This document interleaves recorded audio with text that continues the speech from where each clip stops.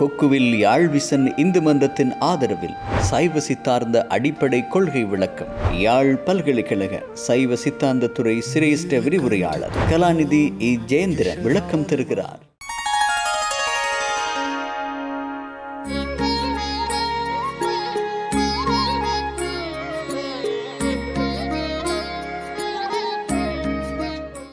ஒரு கோட்டன் இரு செவியன் மும்மதத்தன் நால்வாயங்கரத்தன் ஆறு தரு கோட்டம் பிறைதளி தாழ்சடையான் தருமொரு வாரணத்தின் தாள்கள் ஒரு கோட்டு அன்பொடோ ஓவாதே இரவு பகல் உணர்வோர் சிந்தை திருகோட்டும் அயன் திருமால் செல்வமும் ஒன்றோ என்னச் செய்யும் தேவே. குரு பிரம்மா குரு விஷ்ணு குரு தேவோ மகேஸ்வர குரு சாட்சாத் பரபிரம்மா தஸ்மை ஸ்ரீ குருவே நமக. எல்லாம் வல்ல குருவருளையும் திருவருளையும் மனதிலே வளர்த்தி எங்களுடைய சைவ சித்தாந்த அடிப்படை கோட்பாடுகள் என்கின்ற இந்த சொற்பொழிவிலே இன்று நாங்கள் சைவ சித்தாந்தத்தில் குரு என்கின்ற தத்துவம் பற்றி சிறப்பாக பார்க்க இருக்கின்றோம். குரு என்று சொன்னால் அஞ்ஞானத்தை நீக்குபவருக்கு பெயர் குரு என்று கூறப்படுகின்றது. ஆசிரியர் அப்படி என்று சொன்னால் ஆசு என்றால் குற்றம். அப்போ ஆசிரியர் என்று சொல்லப்படுவது எங்களுடைய அறியாமையில் இருக்கின்ற அந்த அஞ்ஞானத்தை, எங்களுக்கு வருகின்ற ஐயம் திரிவுகளை நீக்கி உண்மையான ஞானத்தை தருபவரை ஆசிரியர் என்று கூறுவார்கள். அந்த அடிப்படையில் உலகில் இருக்கின்ற அனைத்து சமயங்களும் குருவினை ஒரு பொருளாக ஏற்றுக்கொண்டு குருவுக்குரிய முதன்மையினை கொடுக்கின்றது. அந்த அடிப்படையில் சைவ சித்தாந்தமும் குரு என்பவருக்கு உயரிய இடம் வழங்கி, அதிலும் சிறப்பாக குரு என்றால் சைவ சித்தாந்தத்தில் ஞான குரு என்று சொல்லப்படுபவரே குருவாக கருதப்படுவார். அத்தகைய ஞான குரு சிவபெருமான் தான் ஞான குருவாக வருவார் அப்படின்றது சைவத்தினுடைய கொள்கை. எங்களுடைய திருமூலர் அவரது திருமந்திரத்திலே குருவே சிவமென கூறின நந்தி அப்படி என்று சொல்லி ஆணை வைத்து கூறுகின்றார். அப்போ குரு எங்களுக்கு இந்த அஞ்ஞானத்தினை நீக்கி வீட்டு இன்பத்தை தரக்கூடிய அந்த உயர்ந்த உன்னத நிலையில் இருப்பவர் குருவாவார். நம்முடைய சாத்திரங்கள் ஆகமங்கள் எல்லாம் கூறுகின்ற பொழுது குருவில்லா வித்தைபால் அப்படி என்று கூறுவார்கள். குரு இல்லாவிட்டால் ஞானம் கிடைக்காது. அப்போ குரு மூலம்தான் எங்களுக்கு ஞானம் கிடைக்க வேண்டும். எங்களுக்கு குரு இல்லாவிட்டால் ஞானம் என்பது இலகுவாக கிடைக்காது. நாங்கள் எவ்வளவு முயன்று தேறி கற்றாலும் குருவினுடைய உபதேசத்தால் வருகின்ற அந்த ஞானம் வேறு எதன் மூலமும் வராது. எங்களுடைய சாத்திரங்களிலே திருட்டுக்களிற்று படியார் என்கின்ற ஒரு நூல் இருக்கின்றது. அதிலே கூறுகின்ற பொழுது சாத்திரத்தை ஓதினார்க்கு சத்குருவின் தன் வசன மாத்திரையால் வாய்க்கு நலன் வந்துருமோ, ஆர்த்த கடல் நீர் குடித்தார்க்கு தாகமடங்குமோ தண்ணீர்மையால் செப்பு அப்படி என்று சொல்லுவார். அதாவது கடல் நீரை நாங்கள் எவ்வளவுதான் பருகினாலும் அதன் மூலம் எங்களுக்கு தாகம் தீராது. அதே கடல் நீர் சூரியனால் ஆவியாக்கப்பட்டு மழை நீராக பொழிகின்ற பொழுது ஒரு கொஞ்சம் மழை நீர் போதும் எங்களுடைய தாகத்தை அடக்கிவிட. கடலிலே இருந்து எடுத்த நீர் தான் கடல் நீர். நாங்கள் கடல் நீராக பருகின்ற பொழுது எங்களுக்கு தாகம் தீராது. அது மழை நீராக வருகின்ற பொழுது தாகம் தீரும். தான் சொல்கின்றார், நாம் எவ்வளவுதான் சாத்திரத்தை கற்றாலும் எங்களுடைய அறிவு வழி அந்த ஞானம் என்பது எங்களுக்கு புலப்படாது. குருவினுடைய ஒரு வசனம் போதும் எங்களுக்கு ஞானம் கிடைப்பதற்கு. எங்களுடைய வரலாறிலே, அருளாளர்களுடைய வரலாறிலே, எங்களுடைய சமய வரலாறிலே பல எடுத்துக்காட்டுகள் உண்டு. அதை நாங்கள் பார்க்கலாம், ஒவ்வொன்றாக பார்க்கின்ற பொழுது பார்க்கலாம். சைவத்தை பொறுத்தவரையிலே ஒவ்வொருவருடைய பக்குவத்துக்கு ஏற்ப அவரவருக்கு இறைவன் குருவாக எழுந்தருளி அவர்களுக்கு படர்க்கையாகவோ முன்னிலையிலோ தன்னிலையிலோ நின்று அவரவருக்குரிய அஞ்ஞானத்தை நீக்கி அவர்களுக்கு வீடு பேறு அருள்வான் என்பது எங்களுடைய சாத்திரங்கள் சொல்கின்ற உண்மை.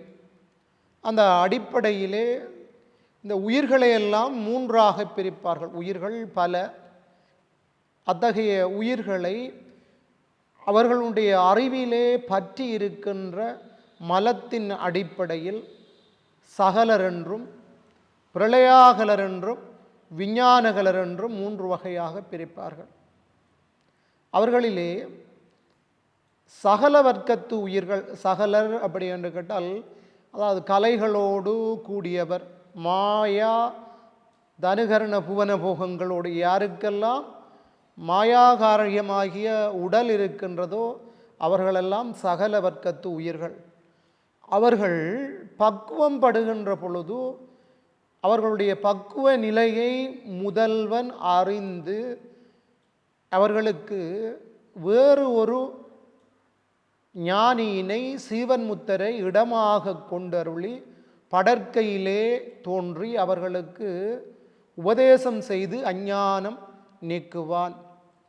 இதிலே எங்களுடைய திருவருட்பயனிலே உமாபதி சிவாச்சாரியார் கூறுகின்ற பொழுது பார்வையென மக்களை பற்றி பிடித்தற்காம் அப்படி என்று சொல்லுவார் அந்த பாடலில். அதாவது இந்த வேடர்கள் பார்வை விலங்குகள் வளர்ப்பார்கள். ஒரு விலங்கினை வேட்டையாட வேண்டும் என்று கேட்டால் இந்த மான்களிலே கலைமான் போன்ற மான்களை பழக்கி என்று நாங்கள் ஊரிலே பார்க்கலாம். இந்த சிறுவர்கள் புறா வளர்க்கின்ற பொழுது ஒரு புறாவை வளர்த்து அதனை விட்டால் அது வேறு புறாக்களை எல்லாம் கூட்டி வரும். இப்போ எங்களுக்கு யார் பழக்கப்பட்டார்கள் என்று கேட்டால் நாங்கள் மானிடர்களோடு தான் பழக்கப்பட்டிருக்கின்றோம்.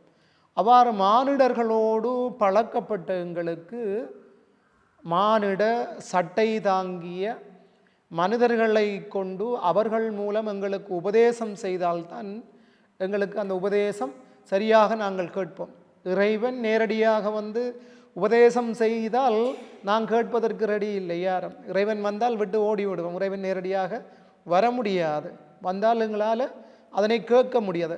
அப்படியானால் இறைவன் பக்குவமுள்ள ஒரு சீவன் முத்தரை இடமாக கொண்டு, எங்களுடைய சைவத்திலே பராவு சிவர் அப்படி என்று சொல்வார்கள், அவர்கள் ஞானம் பெற்று நிட்டை கூடி சிவானந்தத்தை அனுபவித்தவர்களாக இருப்பார்கள். அவர்களுடைய பிராரத்த கன்மம் உடல் ஊழாய் கழிகின்ற வரைக்கும் அவர்கள் இந்த உடலிலே நிலைத்திருப்பார்கள். அப்போ அத்தகைய ஞானிகளை பெருமான் ஆவேச பக்கமாக பற்றி, ஆவேசம் என்று சொன்னால் சொல்லுவார்கள். உதாரணமாக சில பேருக்கு நாங்கள் பார்க்கலாம், சிவோகம் பாவனை என்ற ஒரு பாவனை சைவத்திலே. சில பேருக்கு பேய் பிடித்திருப்பதை நாங்கள் அறிந்திருப்போம். பேய் பிடித்தவர்கள் பேயினுடைய செயலெல்லாம் தங்களுடைய செயலாக செய்து கொண்டிருப்பார்கள். அவர்களுக்கு சுய உணர்வு இருக்கின்றது. அதே போன்று இந்த குருவாக இருப்பவர்கள் சிவனுக்குரிய அத்தனை கைங்கரியங்களையும் செய்வார். சிவோகம் பாவனையில் சிவமாகத்தன்மை பாவித்து அவனுக்குரிய செயல்களை எல்லாம் செய்வார். சிவனுடைய செயலை செய்கின்ற அந்த உயர்ந்த நிலையிலே செய்வார்கள். அவ்வாறு ஆவேச பக்கமாக நின்று ஒரு பக்குவமுள்ள சீவன் முத்தரை குருவாக கொண்டு படற்கையில் நின்று அவர்களுக்கு உபதேசம் செய்வார். அதாவது படற்கை என்கின்ற பொழுது இறைவன் தானாக வரமாட்டார். ஒரு பக்குவமுள்ள ஒரு உயிரினை ஞானியை இடமாக கொண்டு அவர்கள் மேலும் எங்களுக்கு உபதேசம் செய்வான். சைவத்திலே ஒரு முக்கியமான கருத்து நாங்கள் என்றும் மறக்கக்கூடாது. ஞானம் பெற வேண்டுமென்றால் குருவினுடைய உபதேசம் என்பது கண்டிப்பாக வேண்டும். ஞானம் அதாவது சரியை கிரியை யோகம் என்னும் தவங்களை செய்த வழி இந்த உயிர்களுக்கு இருவினையொப்பு மலபரிபாகம் சத்தினிபாதம் நிகழ்ந்து அவர்கள் குரு எழுந்தருளி வந்து உபதேசம் செய்தால் அந்த உபதேசத்தை கேட்டு அதன் மூலம் ஞானம் பெறுவதற்கு தகுதி உடையவர்களாக இருந்தால் அதுவரை காலமும் உள்நின்று உணர்த்திய இறைவன் எங்களுக்கு ஒவ்வொருவருக்கும் எங்களுடைய நிழல் போல உயிருக்கு அவர்களுடைய அறிவுக்கு அறிவாக உள்நின்று ஒவ்வொரு கணமும் உணர்த்தி கொண்டிருக்கின்றான். அவ்வாறு உணர்த்துவதால் தான் உயிர்களால் உணர முடிகின்றது.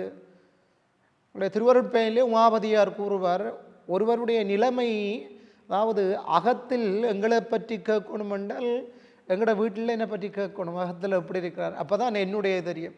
அப்போ எங்களுடைய பக்குவம் யாருக்கு தெரியும் என்று கேட்டால் எங்களுடைய அறிவுக்கு அறிவாக உள்நின்று எங்களை செயற்படுத்தி இயக்கி கொண்டிருக்கின்ற முதல்வனுக்குத்தான் எங்களுடைய பக்குவம் தெரியும். ஏனையவர்களுக்கு அந்த பக்குவம் தெரியாது. அதனால் எங்களை வளர்த்து ஆளாக்கி கொண்டு இருக்கின்ற அறிவுக்கறிவாக எம்மை வளர்த்து உள்ளின்று இருக்கின்ற இறைவனுக்கு நாம் பக்குவம் பெற்றோம்.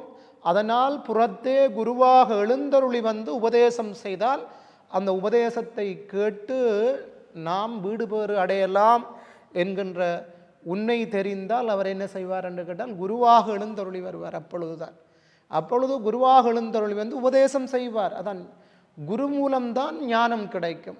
சித்தியாரிலே சொல்கிறார், ஞானமும் எவ்வாறு வரும் என்று கேட்டால் குரு மூலம்தான் வரும். வீடு பேறு அடைய வேண்டும் என்றால் வீடு பேருக்கு நேர் சாதனமாக இருப்பது ஞானம்.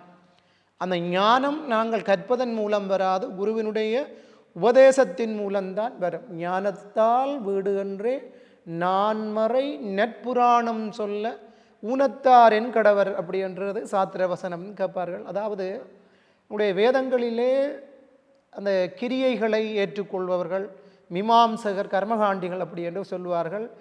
அவர்கள் கூறுகின்ற பொழுது இந்த கிரியை முறைகள் மூலம் வேண்டியவற்றையெல்லாம் பெற்றுக்கொள்ளலாம் அப்படி என்று சொல்வார்கள்.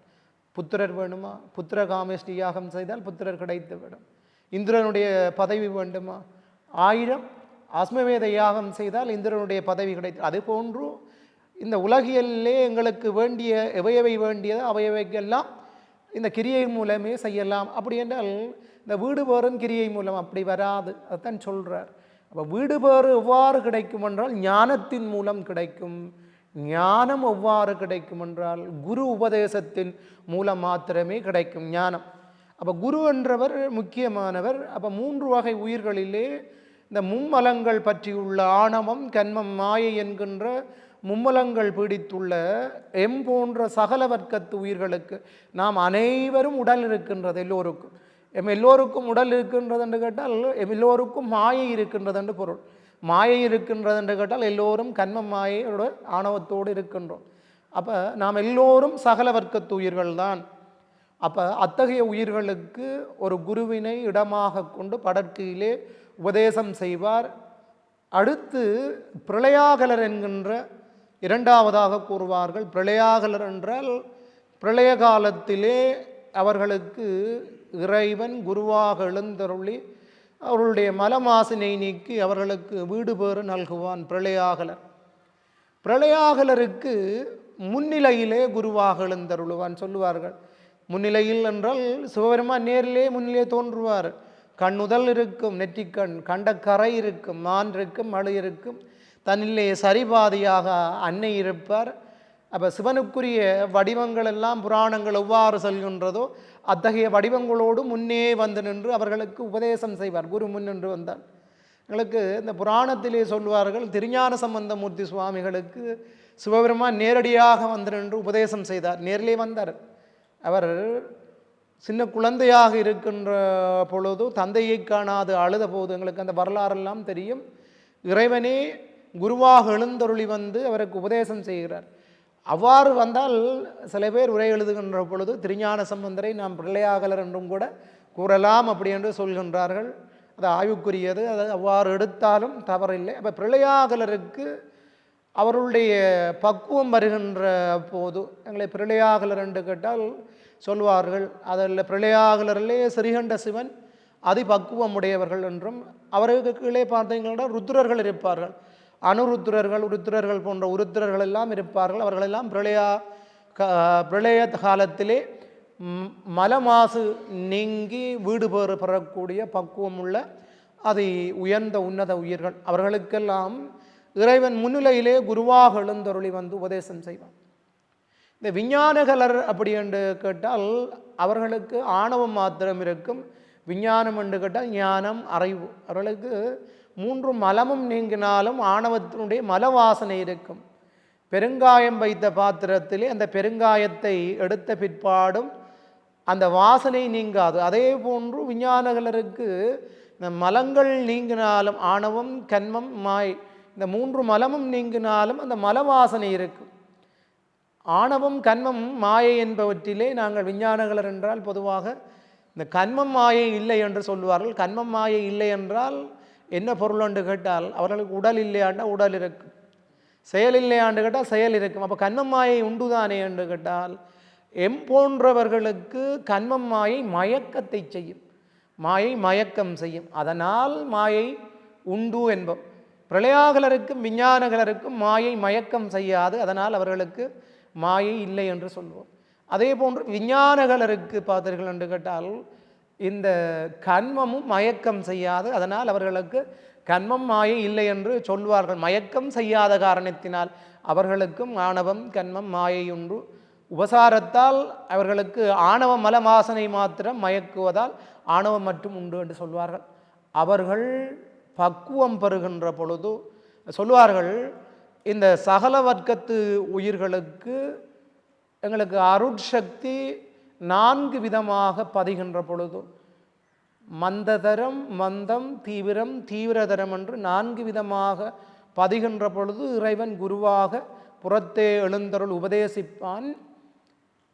பிரளயாகலருக்கும் விஞ்ஞானகலருக்கும் துவிதாசத்தினி பாதம் 2 விதமாக, அதாவது தீவிரம், தீவிரதரம் என்கின்ற 2 நிலையிலே அருட்சக்தி வீழ்ச்சி இருக்கின்ற பொழுது அவர்களுக்கு இறைவன் குருவாக எழுந்தருளி வந்து உபதேசம் செய்வான். விஞ்ஞானகலருக்கு உள் நின்று இறைவன் அவர்களுக்கு குருவாக உபதேசம் செய்கின்றார் என்று கேட்டால் அவர்களுடைய அறிவுக்கு அறிவாக உள் நின்று அவர்களுக்கு உபதேசம் செய்கின்றான்.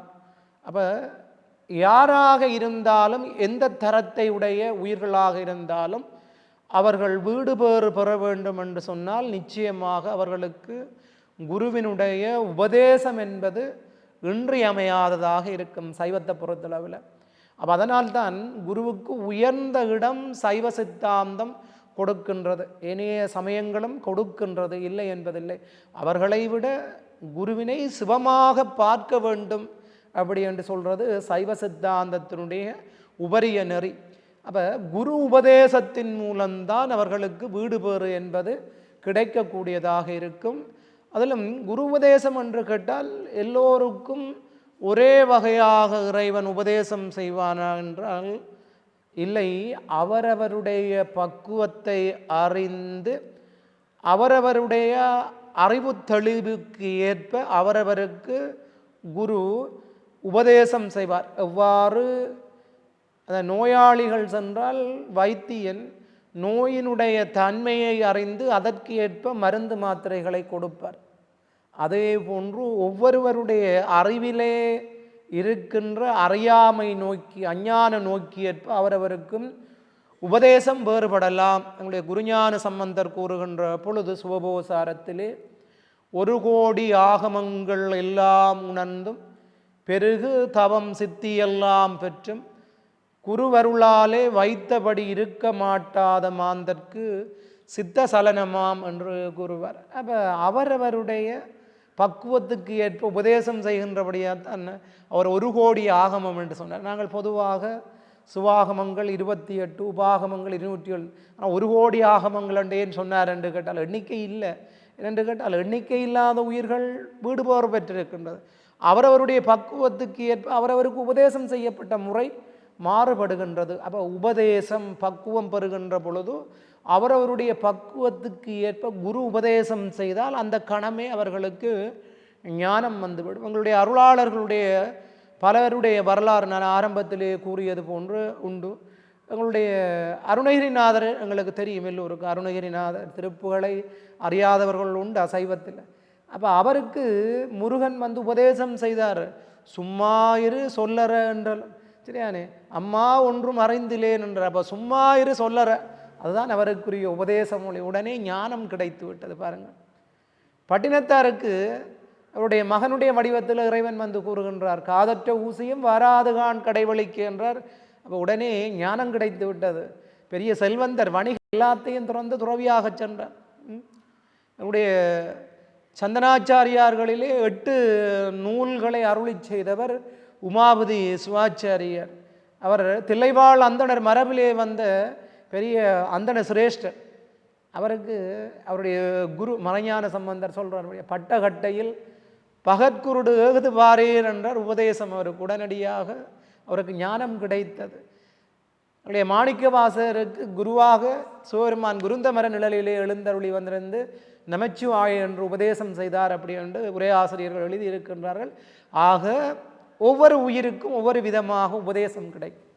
சைவத்திலே எங்களுக்கு மந்திர உபதேசம் கிடைக்கின்ற பொழுது பொதுவாக சமய தீட்சை, விசேட நிர்வாண தீட்சை என்று சொல்கின்ற பொழுது சமய தீட்சை பெறுபவருக்கு தூல பஞ்சாட்சரமும், விசேஷ தீட்சை பெறுபவருக்கு சூக்கும பஞ்சாட்சரமும், ஞான தீட்சை என்றால் முத்தி பஞ்சாட்சரமும் சொல்லுவார்கள். அவர்களுடைய பக்குவத்துக்கு அது உபதேசமாக சொன்னாலும் அவரவருடைய பக்குவத்துக்கு ஏற்ப அவரவருக்கு கிடைக்கின்ற உபதேசம் வேறு வேறாக அமையும். அந்த உபதேசம் கேட்டால் அவர்களுக்கு ஞானம் உடனடியாக கிடைத்துவிடும். அந்த குரு இருக்கிறார் அல்லவா, எங்களுக்கு சைவத்திலே நான் ஆரம்பத்திலே கூறியிருந்தேன், குரு என்றால் சிவபெருமான் என்று சொன்னேன். எங்களுக்கு உலகியலிலே நாங்கள் பல குருமாரை பார்க்கின்றோம். அப்போ அவர்களெல்லாம் உண்மை குருவாண்டு கேட்டால் உண்மை குரு அல்ல. நான் ஆரம்பத்திலே சொல்லியிருக்கின்றேன், சில பேர் இருக்கின்றார்கள் ஞானமே வடிவாக இருக்கின்றார்கள், அவர்கள் உண்மை குருவாக இருப்பார்கள். இந்த அஞ்ஞான வடிவான குருவர்களும் இருக்கின்றார்கள். அவருடைய திருக்குறளிலே கூறுவார், நீட்டலும் அழித்தலும் வேண்டாம், உலகம் பழித்தலை நீக்குவடில். இன்றைக்கு சன்னியாசி என்கின்ற பேரிலே பல பேர் சடை வளர்த்திருப்பார்கள், நீட்டுதல்.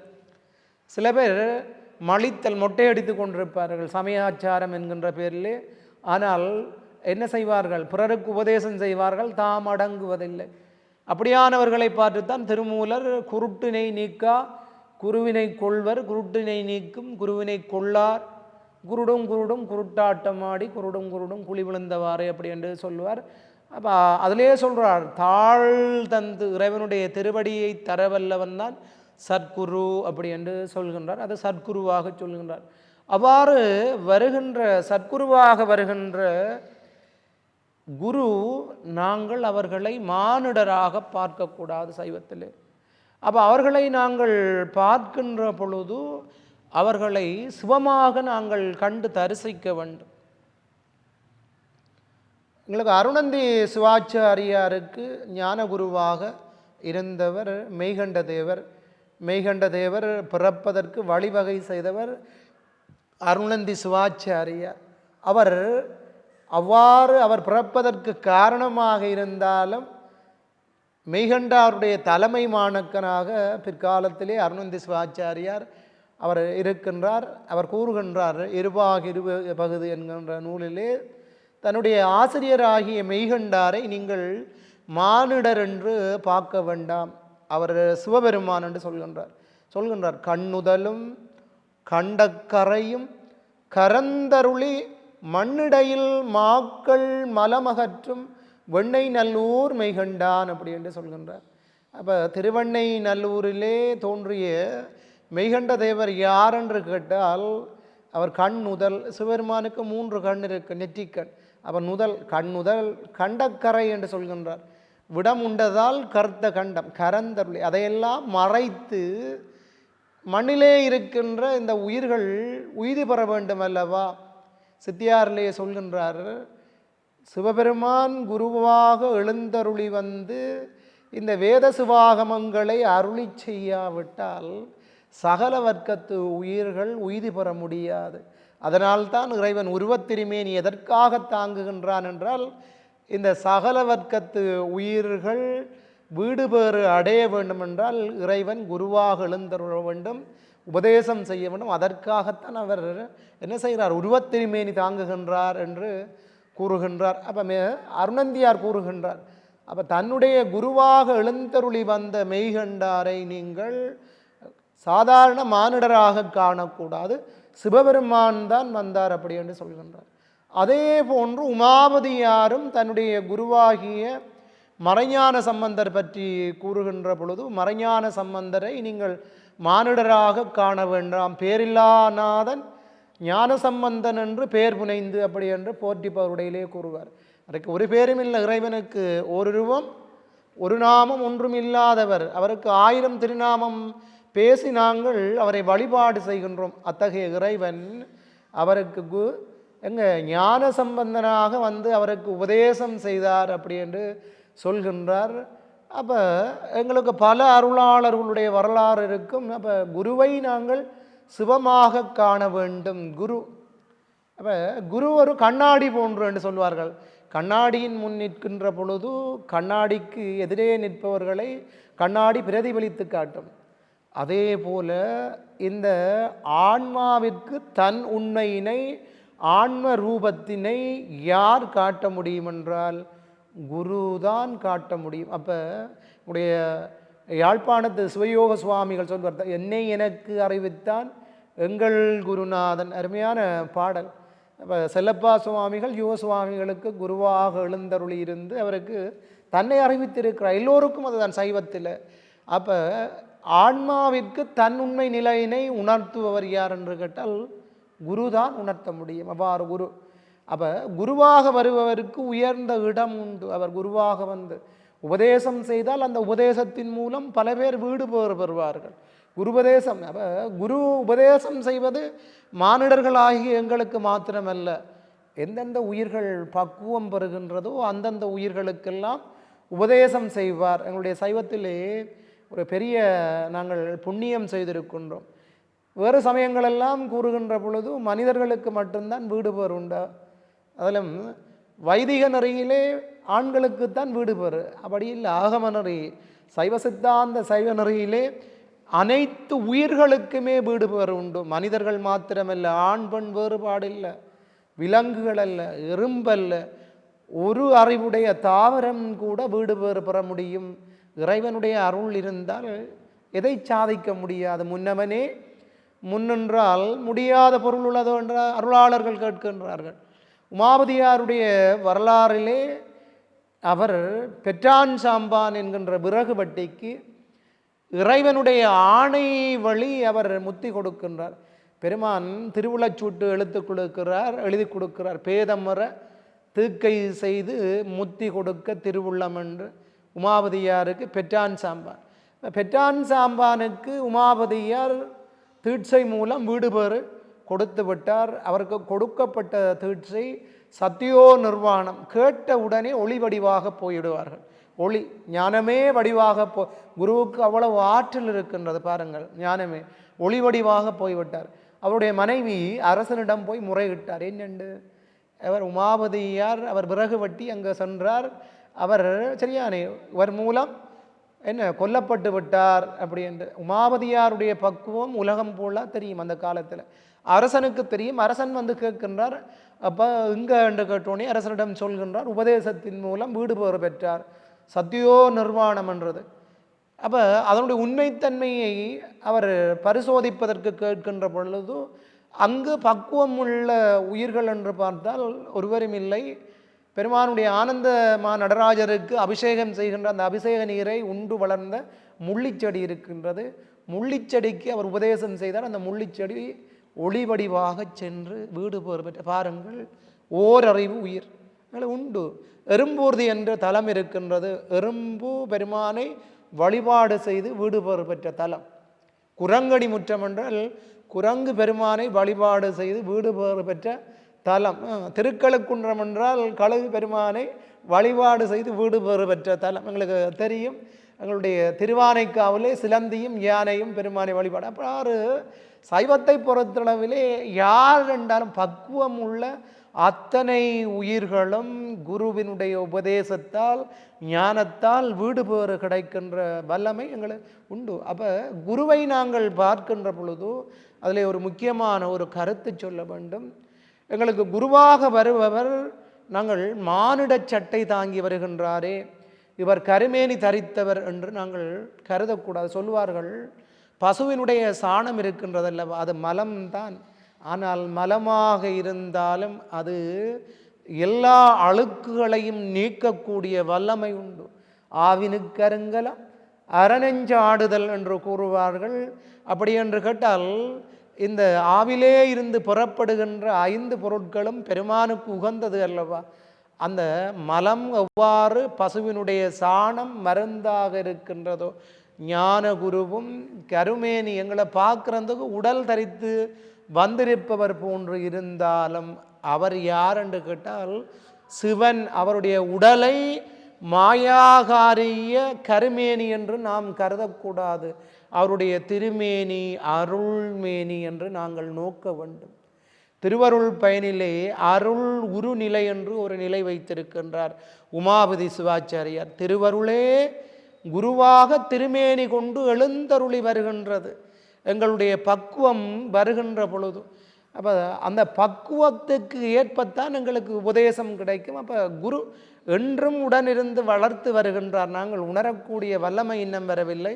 எங்களுக்கு தொடர்ச்சியாக அவர் உணர்த்தி வருகின்ற பொழுது நாங்கள் உணர்வோம். அப்போ குருவாக வருபவரை நாங்கள் சிவமாக காண வேண்டும்.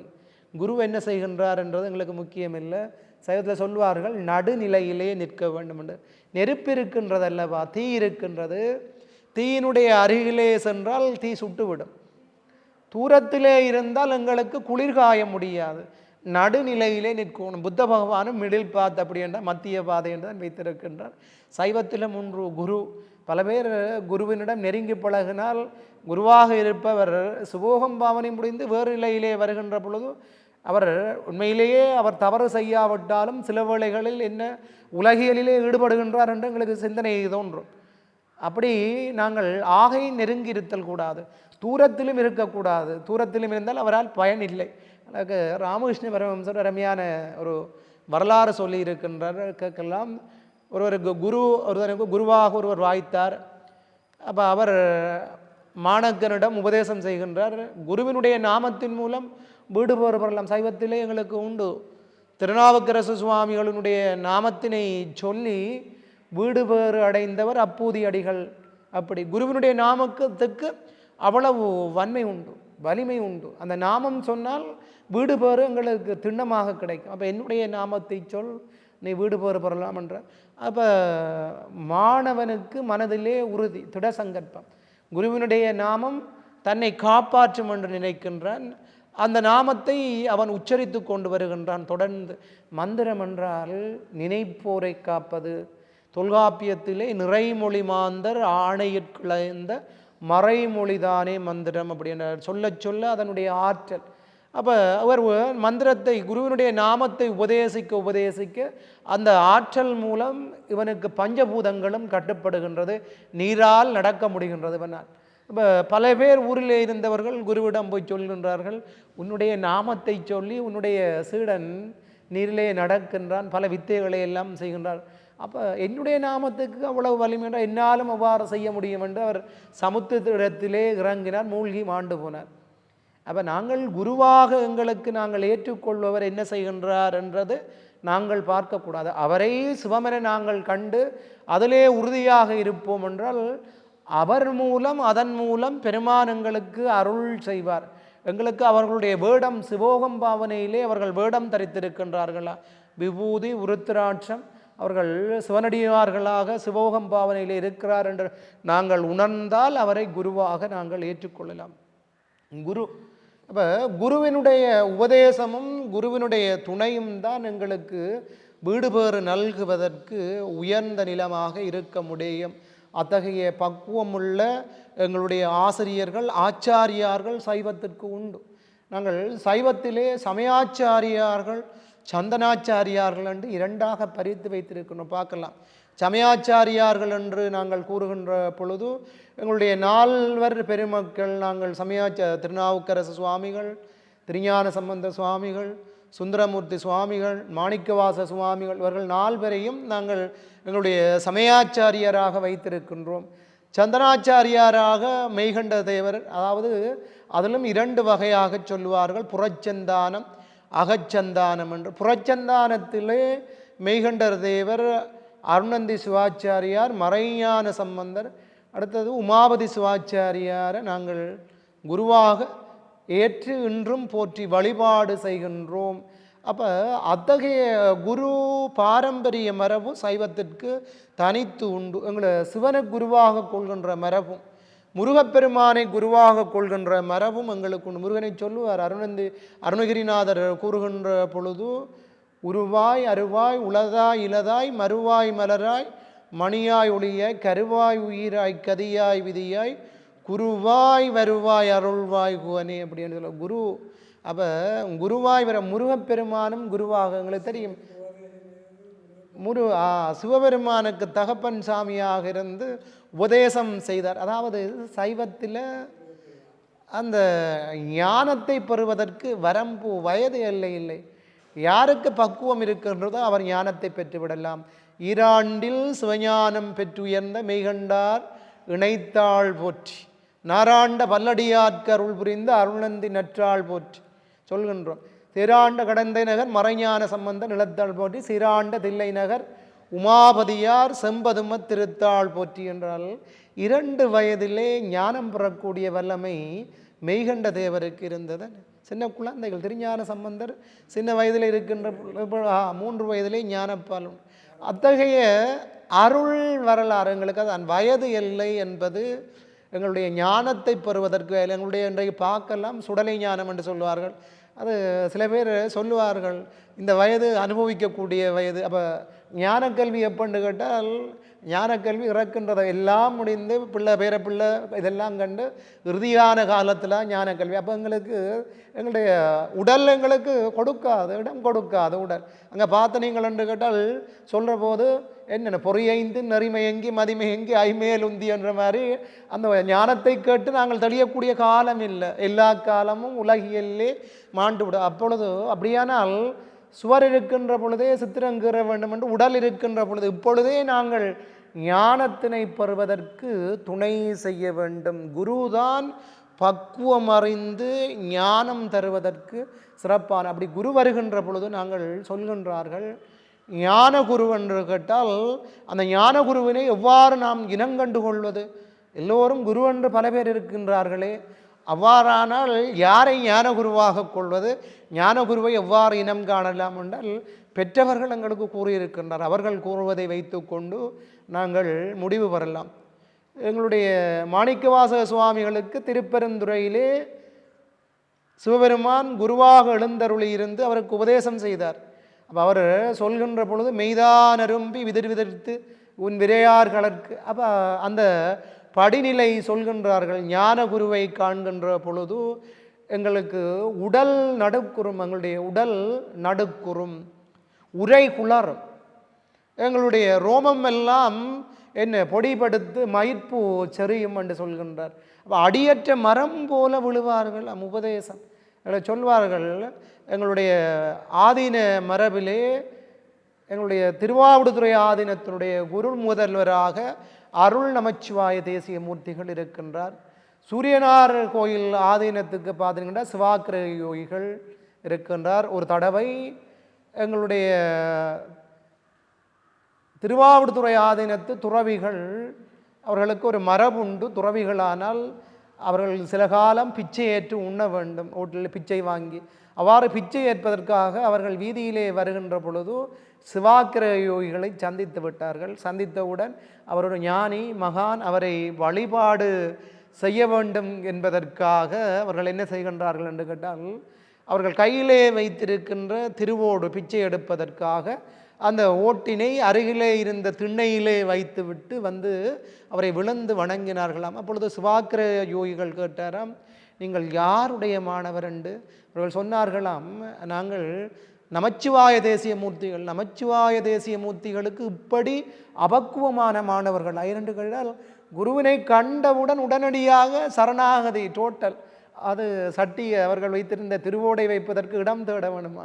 அவர்கள் அப்படி தேட வேண்டும். அப்படி உடனடியாக குருவை கண்டால் உடனடியாக எங்களுக்கு என்ன செய்யும்? கண்டிப்பாக இப்போ குரு எப்போ வருவார் என்றால் எங்களுக்கு பக்குவம் வர வேணும். அப்போ தானே. அப்போ புறம் தெரிந்த செல்வமே சிவபெருமானே என்று சொன்னால், அப்போ குரு எங்களுக்கு பக்குவம் வருகின்ற பொழுது அவர் வருவார்.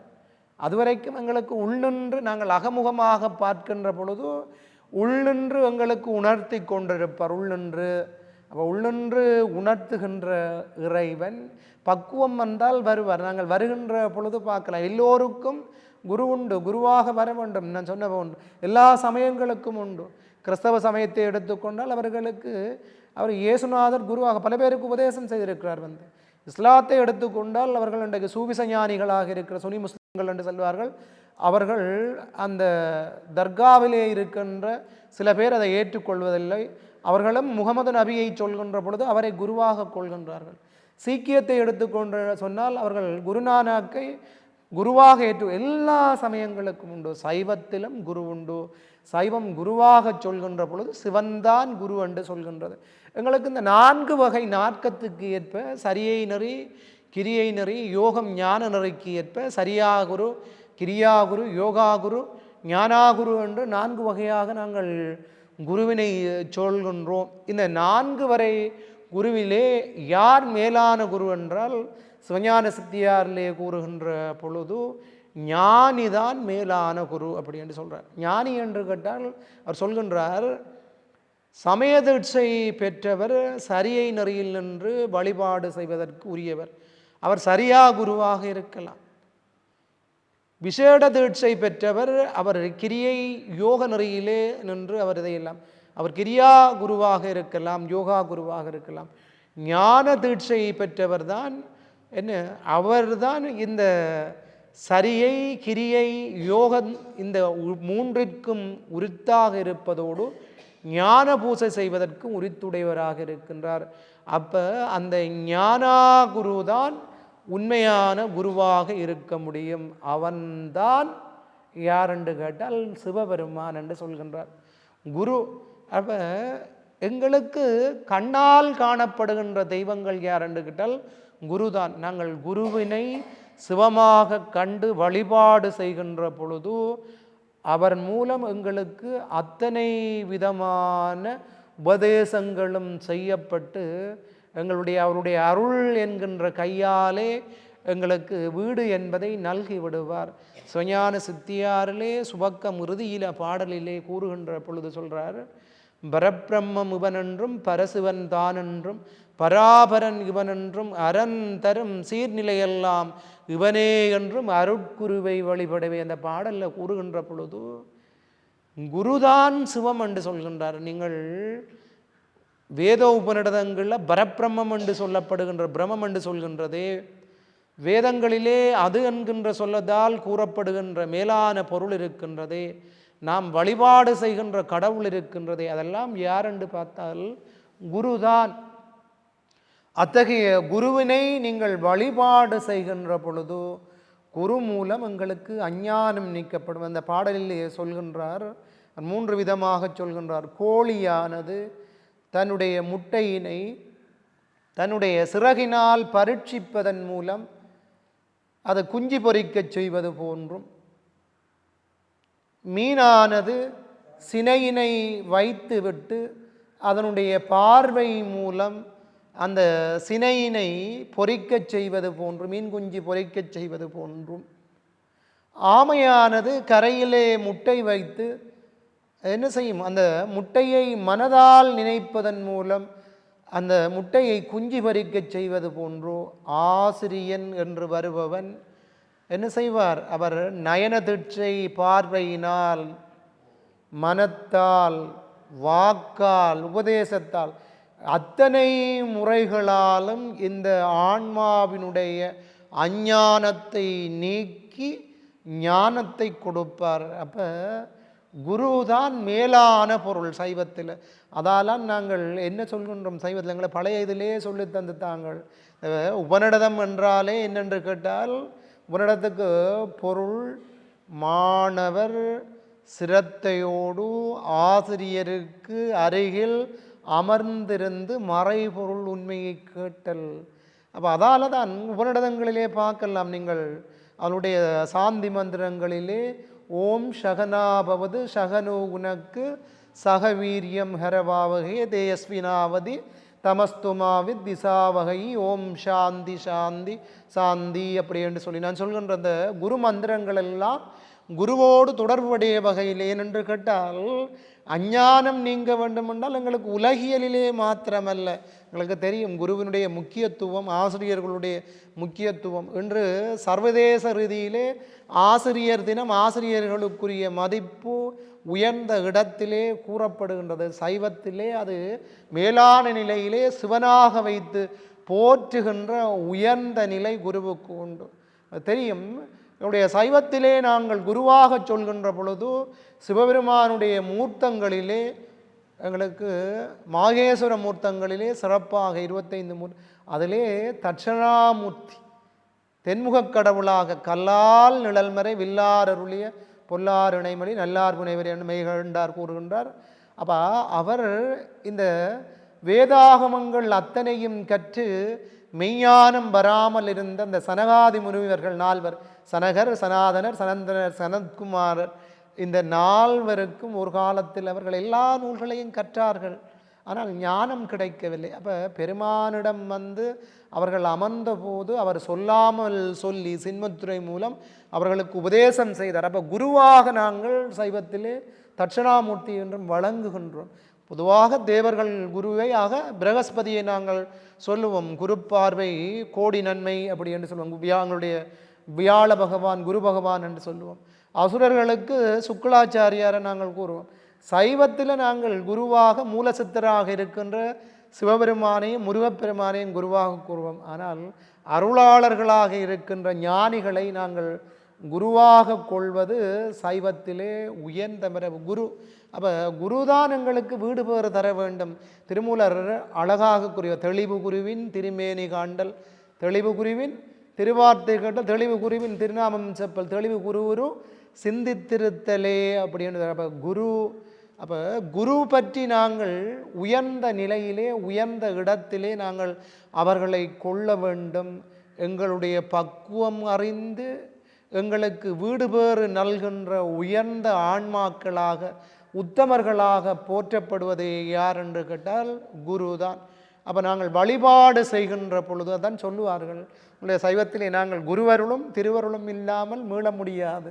குருவருளும் திருவருளும், திருவருள் என்று கேட்டால் இறைவனுடைய ஞானம் அருள், அந்த அருட்சக்தி தான் குருவாக வருகின்ற. யார் குருவாக வருது? அம்மா தான் குருவாக எழுந்தருளி வந்து எங்கள் எல்லோருக்கும் உபதேசம் செய்ய முடியும். எங்களுடைய அன்றாட வாழ்க்கையிலே நாங்கள் பல பேரை என்னுடைய ஞான குருவாக தர்மபுர ஆதீனம் இதற்கு முதல் இருந்த சன்னிதானம் அவர்களுக்கு அவருடைய தீட்சை வேண்டி நான் ஒரு பாடல், குருஞான சம்பந்தருடைய பாடல், கனக்கும் பொதிக்கும் எருதுக்கும் தன்னிச்சை கண்டதுண்டு எனக்கும் உடற்கும் எனதிச்சையோ இணங்கார் புறத்தை சினக்கும் கமலையில் ஞானப்பிரகாச சிரம்பர தேசிக உனக்கு இன்று இச்சை எப்படி அப்படியாக உரைத்தருளே. குருஞான சம்பந்தர் அவருடைய குருவாகிய கமலை ஞானப்பிரகாசரிடம் வேண்டுதல் வைக்கின்றார். அப்போ நல்ல வரலாறு, அவருடைய வரலாறு. கமலை ஞானப்பிரகாசர் பக்குவம் பெற்ற பிற்பாடு அவரை வேறாகச் சென்று மடம் அமைத்து உபதேசம் செய்து வரும்படி அவருக்கு கட்டளை பிறப்பிக்கப்பட்டது. அதாவது அவருக்கு கமலை ஞானப்பிரகாசர் அவர் ஒவ்வொரு நாளும் அவர் தன்னுடைய குருவாக வந்து உபதேசம் செய்துவிட்டு அவர் வீட்டை சென்று கொண்டிருப்பார். ஒரு நாள் அவர் வருகின்ற பொழுது அந்த காலத்திலே தீவட்டி தூக்கி செல்வார்கள். குருவாக வருகின்றவரை அழைத்து செல்வதற்காக தீவட்டி பிடித்து வருபவர் இல்லை. அன்று பார்த்தீர்கள் என்று கேட்டால் குருஞான சம்பந்தர் அவருடைய குரு கமலை ஞான பிரகாசருக்கு தீவட்டி பிடித்து போகின்றார்.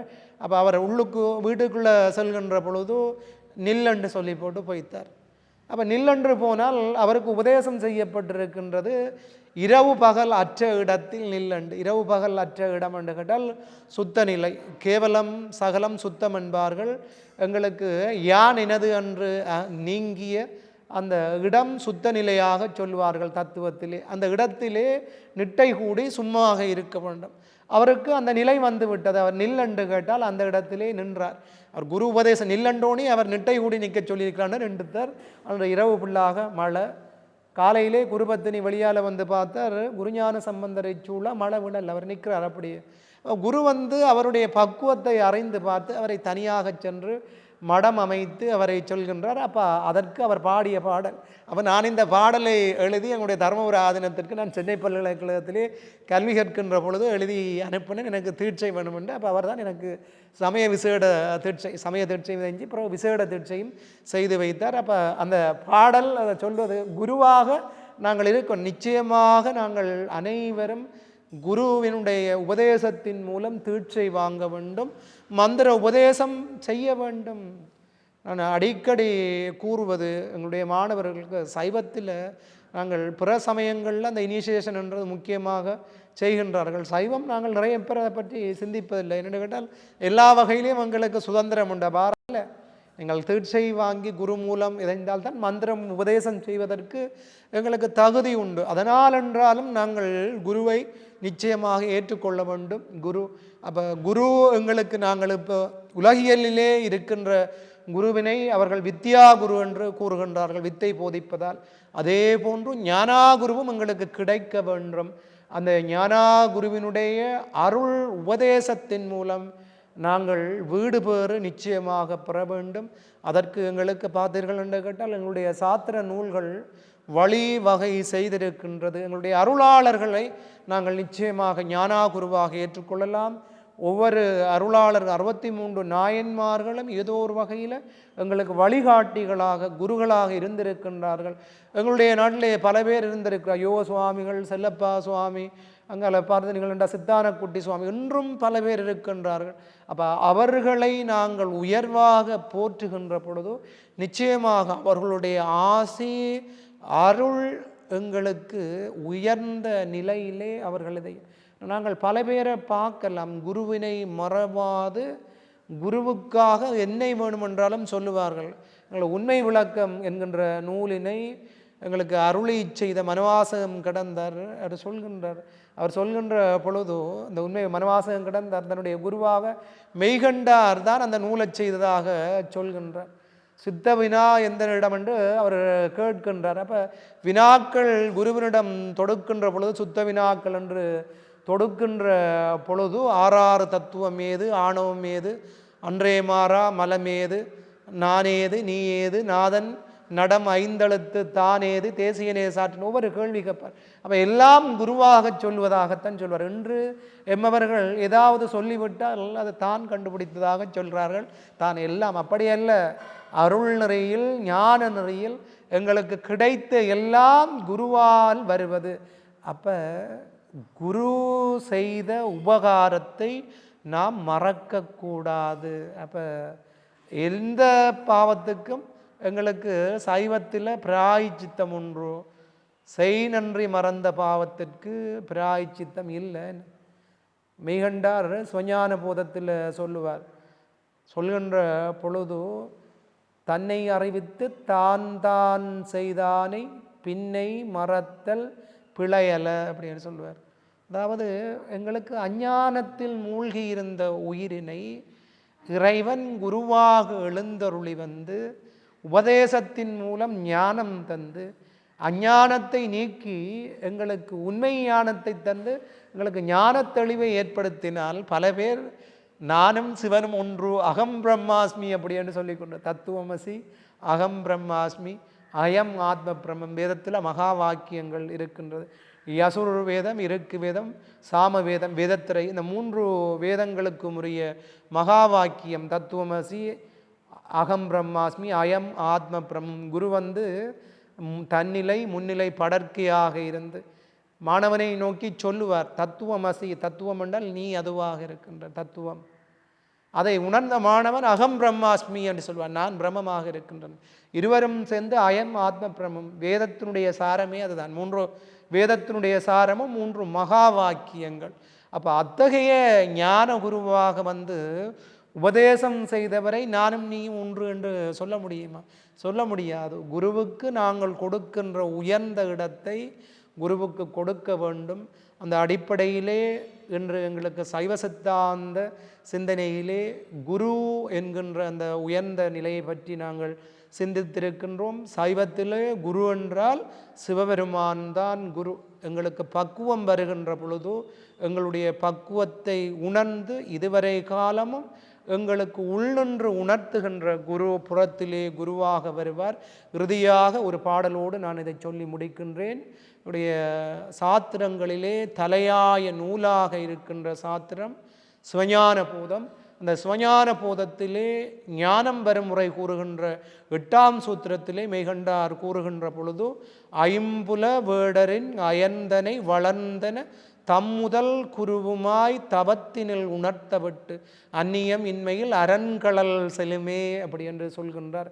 அப்படி என்று கேட்டால் குரு எங்களுக்கு பக்குவம் வருகின்ற பொழுது குருவாக எழுந்தருளி வந்து உபதேசம் செய்வார். சொல்கின்றார், ஒரு அரசன் கானகத்திலே வேட்டைக்கு செல்கின்ற பொழுது காட்டுக்கு தன்னுடைய அரசிலம் புத்திரனையும் கூட்டி செல்கின்றான், புதல்வன். அவன் இளமை பருவத்து மடமை காரணமாக வழி தப்பி விடுகின்றது. அதனால் அவன் வேடர்களோடு சேர்ந்து வேடர்களாக வளர்ந்து வருகின்றான்.